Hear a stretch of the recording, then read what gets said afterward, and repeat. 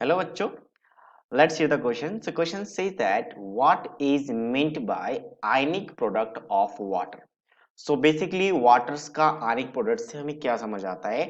So अगर water का self ionization हो जाए, सेल्फ आयनाइजेशन, ठीक है, सेल्फ आयनाइजेशन को हम क्या कहते हैं? आयनिक प्रोडक्ट ऑफ वाटर कहते हैं. कैसे डिफाइन करते हैं हम इसको लिखते हैं, पहले इस चीज को हम लिख लेते हैं. Self ionization, ionization of water, ठीक है, सेल्फ आयनाइजेशन ऑफ वाटर. तो वाटर क्या होता है, खुद में ब्रेक हो जाते हैं, यानी कि वाटर एज एसिड भी काम करता है और एज ए बेस भी काम करता है. एसिड क्या होता है, जो H पॉजिटिव आयन डोनेट करे, और बेस क्या होता है, जो OH नेगेटिव आयन डोनेट करे.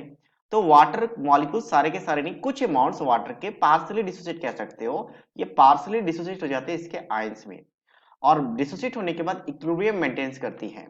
तो इस केस में इनका जो आयंस का प्रोडक्ट होता है हम उसे कहते हैं आयनिक प्रोडक्ट ऑफ वाटर. उसे हम KW से डिनोट करते हैं, आयनिक प्रोडक्ट ऑफ वाटर को KW, and that is equals to concentration of this ion, that is H positive ion and OH negative ion. इस तरीके से डिफाइन किया जाता है. इसको एक और तरीके से डिफाइन किया जाता है, एक और तरीके से क्या, कि जब कोई इक्विलिब्रियम मेंटेन करता है तो उस टाइम हम यहाँ पे क्या लिखते हैं, एक इक्विलिब्रियम कांस्टेंट K इक्विलिब्रियम.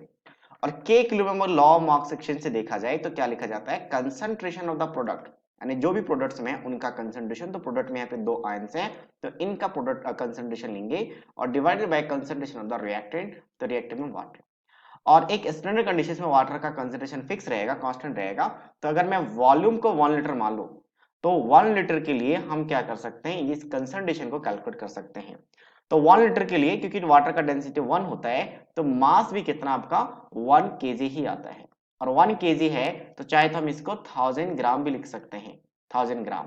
और 1000 ग्राम में तो नंबर ऑफ मोल्स आ जाएगा. तो नंबर ऑफ मोल्स वाटर का कैसे निकालेंगे, given mass upon molar mass.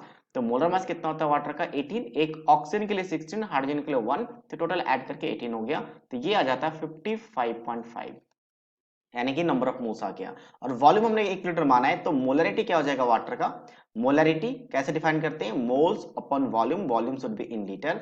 तो मोल्स 55.5 है, वॉल्यूम 1 है, तो 55.5 ही आ जाएगा. तो वाटर का अगर रखेंगे और इसको इधर क्रॉस मल्टीप्लाई करते हैं तो के equilibrium into concentrations of the water, इसको भी KW कहा जाता है. तो एक सेकंड तरीका है डिफाइन करने का, तो हम यहां से भी डिफाइन कर सकते हैं, यानी के इक्विलिब्रियम और ये वैल्यू.